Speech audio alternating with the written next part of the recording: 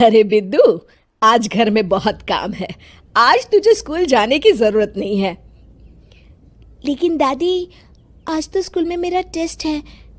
अरे एक दिन स्कूल नहीं जाएगी तो ऐसी कौन सी तेरी कलेक्टर की पढ़ाई छूट जाएगी। वैसे भी मैं देख रही हूँ आजकल तो बड़ी ढीठ हो गई है। अपनी दादी की बातें सुनकर बिंदु नाराज हो जाती है। तभी उसकी माँ कहती है, अरे बिंदु, इतनी छोटी बात पे मुंह फुलाने की क्या जरूरत है। दादी बिल्कुल सही कह रही हैं। लड़कियों को तो घर के काम काज सीखना चाहिए। अरे बहू, रमेश के लाड़ प्यार ने इसे बिगाड़ रखा है।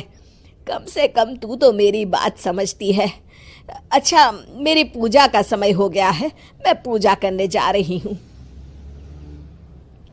इतना कहकर रमेश की माँ वहां से चली जाती है। इस तरह बिंदु की दादी और माँ दोनों अक्सर उसे घर के कामों में ही उलझा कर रखते थे। कुछ दिनों के बाद राजू और बिंदु के 10वीं के रिजल्ट्स आते हैं। दोनों बच्चे दादी को अपना अपना रिपोर्ट कार्ड दिखाते हैं। शाबाश मेरे लाल, तू तो बड़े अच्छे नंबरों से पास हुआ है। तभी बिंदु कहती है, दादी, मैं भी अच्छे नंबरों से पास हुई हूँ।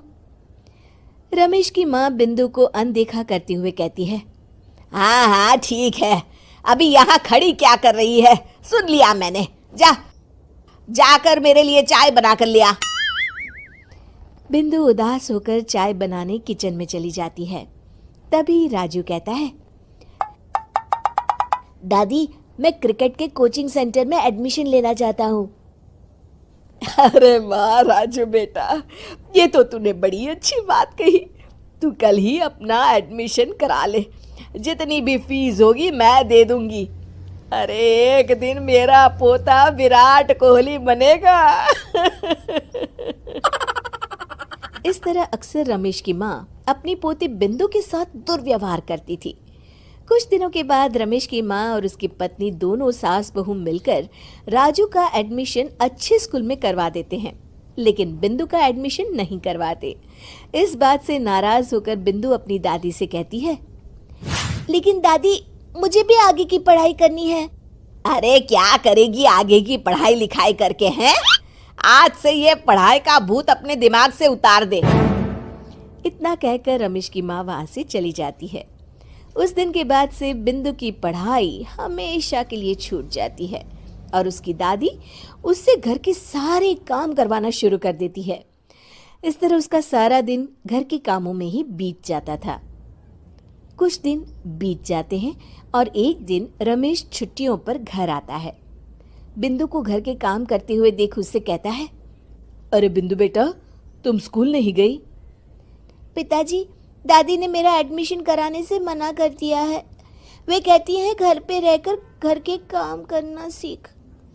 अपनी माँ का ये बर्ताव देख रमेश को बहुत गुस्सा आता है और वो अपनी माँ से कहता है, माँ, ये तुमने क्या किया?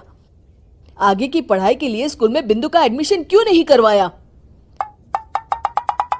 अरे बेटा, लड़की जात है, ज्यादा पढ़ लिख कर क्या करेगी। वैसे भी शादी के बाद तो इसे घर के ही काम करने हैं ना। तुम किस जमाने में जी रही हो माँ?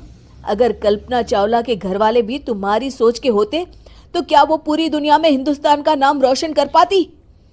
इसका स्कूल छुड़वाकर तुम इसका भविष्य बर्बाद कर रही हो, लेकिन मेरे रहते ऐसा नहीं होगा। बिंदु बेटा, कल ही तुम्हारा एक अच्छे स्कूल में एडमिशन करा दूंगा। तुम जितना चाहे उतना पढ़ो। मेरे होते हुए तुम्हें किसी बात की चिंता करने की जरूरत नहीं है।